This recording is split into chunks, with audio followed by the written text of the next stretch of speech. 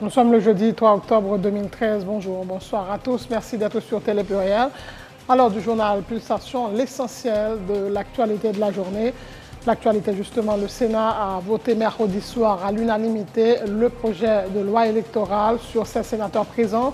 15 ont voté pour, le président ne vote pas. Le texte a été profondément remanié. Sur les 286 articles, pas moins de 80 ont été modifiés dans le texte initial voté à la Chambre des députés. Il concerne notamment le centre de tabulation et la direction générale remplacée par un secrétariat exécutif qui devrait être nommé par le Conseil électoral. Un vote intervenu pratiquement 24 heures après la publication d'un pré-calendrier électoral par le président du CTCEP, Emmanuel Ménard, fixant le 26 janvier 2014 comme date probable pour la réalisation des élections. Pour le MOPOD, l'initiative du président du CTCEP vise à détourner l'attention des vrais problèmes du pays. L'opposition est plus que jamais accrochée à sa formule élection ou démission du chef de l'État, mais désormais celle des conseillers électoraux également, en martèle Serge Jean-Louis. La liste des nouveaux membres de la Cour supérieure des comptes et du contentieux administratif n'a toujours pas été publiée dans le journal Le Moniteur. Le président de la République a décidé de mettre sur pied une commission de vetting afin de s'assurer de l'intégrité du processus qui a conduit à la nomination des conseillers et de la moralité de ces derniers. Il s'agit d'une violation flagrante et caractérisée de la Constitution, stipulant que chaque pouvoir est indépendant. Martel, le président du Sénat, Joshua Simondera, rappelle à l'attention de Michel Martelly l'article 152 de la loi mère, stipulant que le président de la République n'a d'autre pouvoir que ceux qui lui sont expressément attribués à la Constitution. Le Capitole a été brièvement bouclé ce jeudi à Washington en raison d'une fusillade à l'extérieur des bâtiments qui a fait plusieurs blessés, dont un policier, au cours d'un incident sans relation avec une opération terroriste, selon les autorités. L'Italie en deuil après un nouveau drame de l'immigration à Lampedusa. Un bateau transportant des migrants de la Corne de l'Afrique a pris feu ce jeudi avant de couler au large de l'île italienne. Bilan, plus de 130 morts. 8 matchs de la deuxième journée de la Ligue des Champions étaient au programme mercredi sur le terrain de Manchester City. Le Bayern Munich a montré qui était le patron. Ronaldo et le Real ont déroulé face à Copenhague. La Juventus Turin tourne, elle, au ralenti et le Paris Saint-Germain a confirmé son statut de sérieux outsider en ne faisant qu'une bouchée de Benfica Lisbonne, 3-0. Voilà, mesdames et messieurs, pour le menu du journal.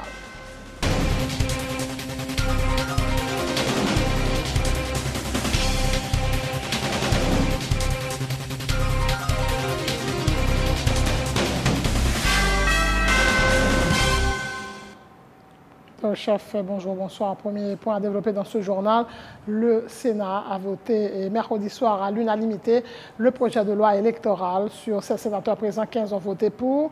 Le président ne vote pas. Le texte a été profondément remanié. Sur les 286 articles, pas moins de 80 ont été modifiés dans le texte initialement voté par la Chambre des députés. Il concerne notamment le centre de tabulation et la direction générale, remplacé par un secrétariat exécutif qui devrait être nommé par le Conseil électoral. Ce vote est intervenu pratiquement 24 heures après la publication de calendrier électoral provisoire par le CTCEP. Selon ce calendrier, la réalisation des élections est probable le 26 janvier 2014.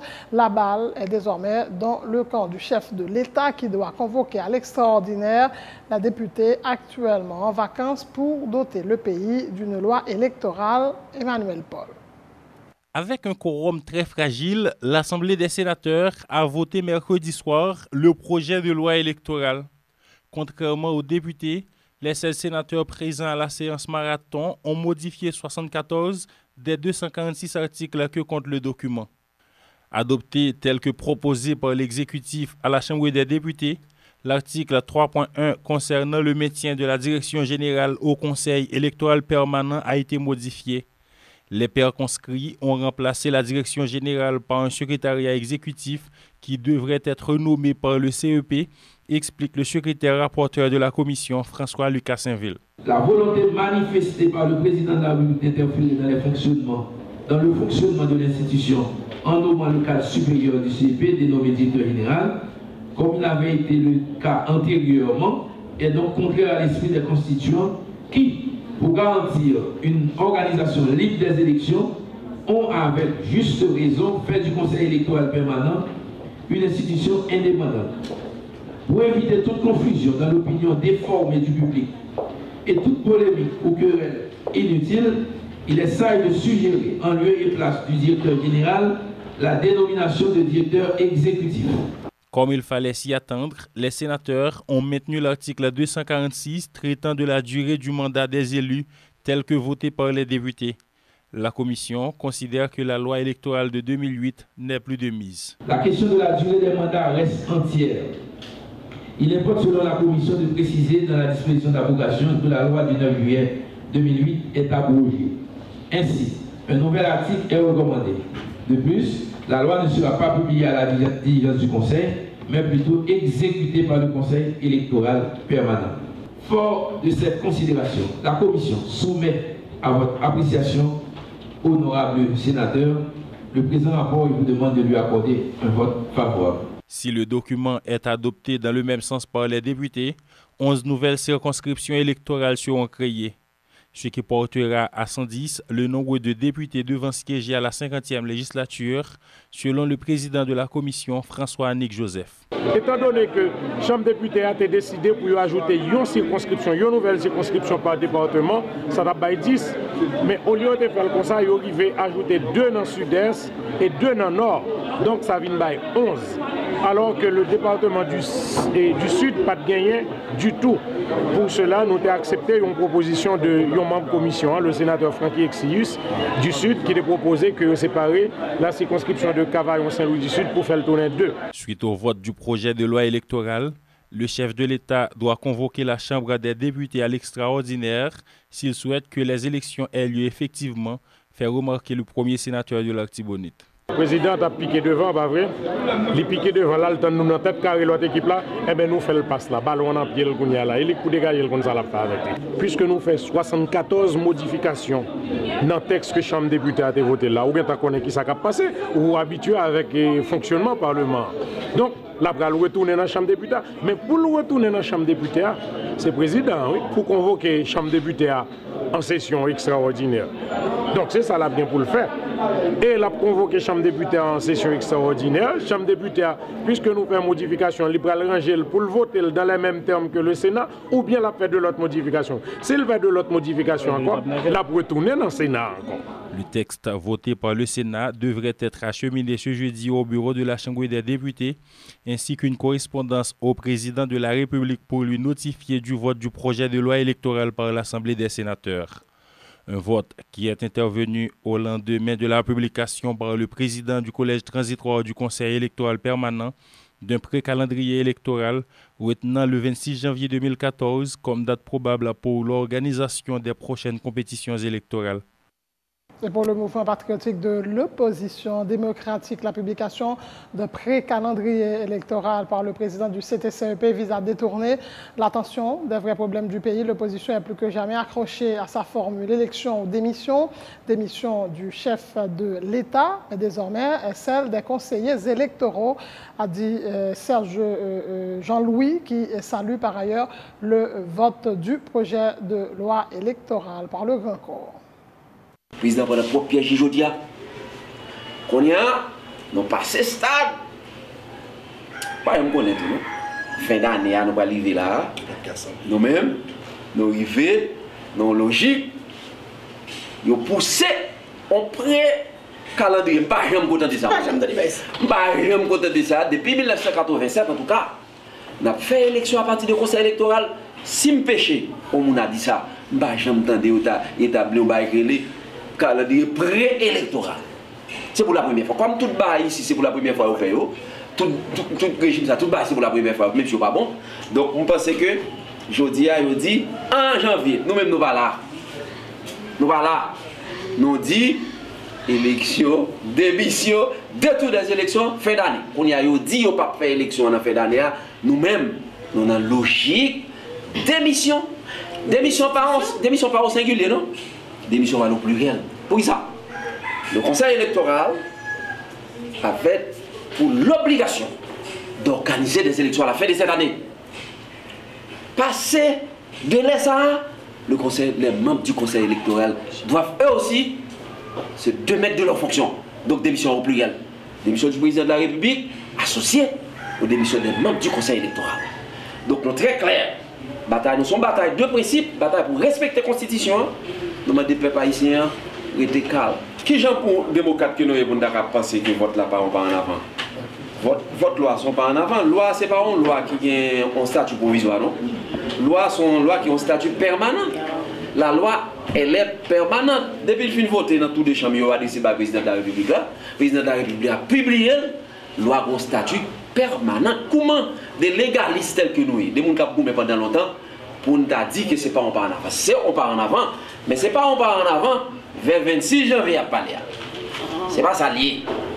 Il n'est pas on part en avant 26 janvier. D'ailleurs, 26 janvier, son barrage nous considéré comme pour la galerie. Ça a été une plaisanterie de la part du président du CTCEP. D'autant plus, son président qui part contre le goût de la démocratie. Il faut qu'on écoute de ce type. Ils ont origine, c'est dans fait ma coûte li sorti. Même si vous pas d'accord avec moi, mais même tout ça comme démocrate, comme produit de la gauche. Président, son président qui sont dans ma coûte du il va habitué avec la démocratie. Et ça fait, nous ne pouvons pas accepter. On vient poser, nous ça nous plaît. Les Haïtiens, ils veulent la démocratie, ils doivent les marquer encore. Et bien, maintenant, en 1957, en 1971, ou en plus 1974, ou en 2013, côté, c'est règle là pour respecter. Règle là dit, la loi électorale qui est dans le Parlement, la Constitution de 1987. En dépit des critiques, le président du CTCEP met en application son pré-calendrier électoral. Le Conseil avise les employés des BED et des BEC que leurs chèques totalisant les arriérés de salaire des 12 derniers mois sont disponibles à la direction financière de l'institution. Les concernés doivent se présenter personnellement au guichet préposé à cet effet, muni d'une pièce d'identité valide. Voilà donc pour le nouveau communiqué du président du CTCEP. L'Organisation du peuple en lutte a présenté ce jeudi son programme de stratégie de refondation de l'État-nation, l'OPL, qui s'engage à œuvrer en faveur du développement du pays. Plusieurs secteurs vont contribuer au développement économique du pays ont été identifiés dans ce document. Il s'agit de l'agriculture, l'agro-industrie, la pêche, l'élevage et l'industrie de la construction, des secteurs susceptibles de favoriser la création d'emplois. Avec un gouvernement de l'OPL, le pouvoir ne sera pas centralisé entre les mains d'un individu, a promis le coordonnateur de l'OPL, Sauveur Pierre-Etienne. Nous engager nous dans le programme, les nous arriver au pouvoir, eh bien, pour nous mettre en place de manière réfléchie, eh bien, appareil régulateur et administratif l'État. Appareil qui va permettre l'État de gagner le monopole de la contrainte physique légitime et de la fiscalité. Le type de l'État qui est toujours gagné, OPL engagé pour le changer. Ça veut dire que c'est pour l'État qui a représenté ça les choses privées, président de la République là, qui au service li avec famille, avec 100 000. Ce n'est pas le type de l'État qui a vécu de la mendicité internationale là. C'est l'État eh bien, qui prend au service des citoyennes et des citoyens, au service du peuple haïtien. Le gouvernement OPL prend identifier les secteurs porteurs et n'a dit qui côté pour investissement au fait. Naturellement, dans le cadre d'un partenariat stratégique entre le secteur public et le secteur privé. Et dans la question d'investissement direct étranger, il y a des programmes de joint ventures. Ça veut dire côté capitaliste qui vient à Corbio, non seulement il y a Corb, il y a le savoir-faire, eh bien, il faut nous permettre que les entrepreneurs haïtiens participent dans l'investissement pour apprendre la logique fonctionnement du système capitaliste là, mais en façon pour les entrepreneurs pour X raisons, ils ont décidé par là, nous gagnons propre bourgeoisie entrepreneuriale pas nous. Contrairement à ça qui a passé coulier là, côté ces firmes étrangères qui ont fait route, qui ont fait toute bagaille pour nous, et puis les entrepreneurs locaux, ils ne sont pas concernés. Qui n'ont pas de vision, pas de plan, pas de programme, ils ne sont pas qui côté pour l'investir.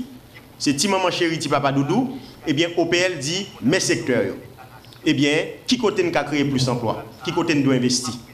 C'est d'abord dans l'agriculture, c'est dans l'agro-industrie, c'est dans le domaine de la pêche, c'est dans la question élevage, c'est la question industrie de la construction, nous avons même parlé de reconstruction, hein? C'est dans le tourisme, l'écotourisme, le textile, production d'électricité, de gaz propane, et c'est surtout la question protection environnement et reforestation. Ensemble de secteurs ça a permettre de nous créer des dizaines de milliers d'emplois et ça permet de nous doper l'économie, nous relancer l'économie, question croissance économique là venir et question développement là-dedans. Sans transition, la liste des nouveaux membres de la Cour des comptes n'a toujours pas été publiée dans le journal Le Moniteur. Le président de la République, Michel Martelly, a écrit au président du Sénat, de Simon Dera, pour lui faire part de sa décision de mettre sur pied une commission de vetting afin de s'assurer de l'intégrité du processus qui a conduit à la nomination des conseillers et de la moralité de ces derniers. La réponse du président du Grand Corps au chef de l'État, il s'agit d'une violation flagrante et caractérisée de la Constitution stipulant que chaque pouvoir est indépendant. De seul Simon Dera rappelle à l'attention de Michel Martelly l'article 150 de la loi mère stipulant que le président de la République n'a d'autre pouvoir que ceux qui lui sont expressément attribués par la Constitution. La décision de la Cour constitutionnelle dominicaine de rendre apatrides des Dominicains d'origine haïtienne a été abordée lors d'une rencontre ce jeudi entre la Commission Affaires étrangères de la Chambre des députés, le ministre des Affaires étrangères, l'ambassadeur d'Haïti en République dominicaine, le ministre de l'Intérieur, David Basile, le chancelier Pierre-Richard Casimir, a expliqué aux parlementaires que le gouvernement étudie la possibilité de rejeter légalement cette décision contraire aux accords et traités internationaux sur les droits de l'homme. Suivez. Décision inacceptable qui violait tout principe généralement admis, que ce soit en droit international, que ce soit en droit interne, que ce soit en termes de respect de la personne humaine, tout simplement.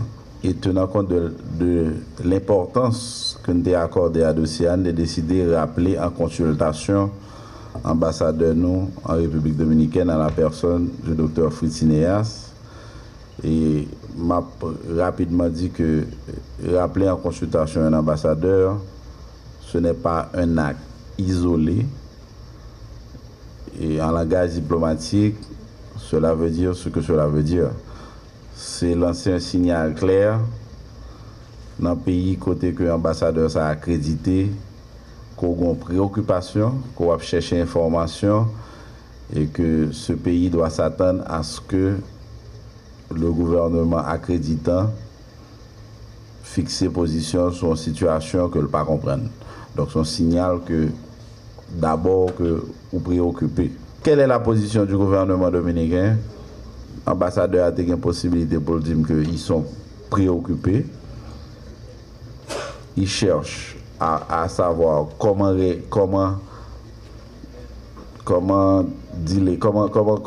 avec lui.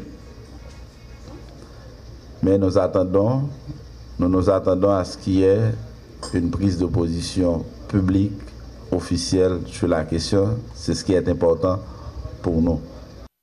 Nous vous proposons à l'instant un extrait des déclarations faites par l'ambassadeur Fritz Ineas lors de la rencontre. Je souscris à tout ce qu'a dit Monsieur le ministre. Le gouvernement haïtien est extrêmement préoccupé. Votre représentant en République dominicaine ainsi que ses collaborateurs le sont également. Évidemment, comme vous le savez, en matière diplomatique, parfois il y a des choses qui ne pourraient être dites qu'à huis clos, étant donné que le débat ne peut pas toujours être médiatisé vu la délicatesse de certaines questions. Mais je crois que le ministre vous a tout dit. Et la seule chose que je pourrais ajouter, c'est que vous pouvez compter non seulement sur le patriotisme de vos représentants, mais également sur leur rigueur quant aux décisions qui devront être prises en cette circonstance. Nous plaçons toujours au-dessus de tout les intérêts supérieurs de notre pays et également les intérêts de nos compatriotes vivant là-bas. Le docteur Fritz Cinéas au Parlement. Ce jeudi, plusieurs ministres ont répondu aux questions des députés sur la décision de la Cour constitutionnelle dominicaine et surtout quelle est la position d'Haïti par rapport à cette mesure raciste, mesure discriminatoire. L'Office de la protection du citoyen entend accompagner le journaliste de radio Quisqueya qui a été agressé mardi dernier par un agent de sécurité du président Michel Martelly et a déclaré la protectrice du citoyen est Florence Elie. La liberté d'expression est un droit inaliénable garanti par la Constitution de 1987 que personne ne peut ravir au peuple haïtien, a indiqué Florence Elie. Si vous regardez dans la Constitution que nous vivons sous l'IA, vous remarquez que de l'article 19 à l'article 50, il parle de tous les droits fondamentaux. Et le droit à l'expression, c'est un droit ça. Et c'est droit ça qui c'est fondation travail que nous-mêmes comme journalistes nous fait. Nous-mêmes nous faisons en particulier, mais normalement tout le monde a droit à l'expression dans la mesure où ou pas enfreindre droit de l'autre monde parce qu'on connaît que chaque droit est associé, est assorti avec un devoir. Donc dans ce sens ça, et dès qu'on doit pas respecter, dès qu'on doit violer, premier bagage que l'OPC fait, lui mettait une procédure en branle à partir de première, nous prenons les dispositions pour que nous accompagnions Radio Télé Quisqueya. C'est une radio qui toujours est comportée un bon partenaire par rapport à la société civile, par rapport à Douamoun en général. Donc, et à bon entendeur, salut tout le monde est au PC qui l'a avec la Kounien. Une fois que nous finissons fait communiquer de presse, nous avons lancé nous sous question accompagnement et encadrement de journalistes ça que c'est vous qui dit au Thomas Pinel, moi voulais parler avec lui, je pas voulais prendre parole là en deuxième main, en seconde main. Nous voulons parler avec elle d'abord. Nous sympathiser, nous empathiser avec la situation et nous promettons que nous allons accorder tout le respect qui lui est. C'est la fin de ce journal. Le rappel des titres. Le Sénat a voté mercredi soir à l'unanimité le projet de loi électorale sur ces sénateurs présents qui ont voté pour. Le président ne vote pas. Le texte a été profondément remanié sur les 286 articles. Environ 80 ont été modifiés dans le texte initialement voté par la Chambre des députés. Il concerne notamment le centre de tabulation et la direction générale remplacée par un secrétariat exécutif qui devrait être nommé par le Conseil électoral. Un vote intervenu pratiquement 24 heures après la publication d'un pré-calendrier électoral par le président du CTCEP, Emmanuel Ménard, fixant le 26 janvier 2014 comme date probable pour la réalisation des élections.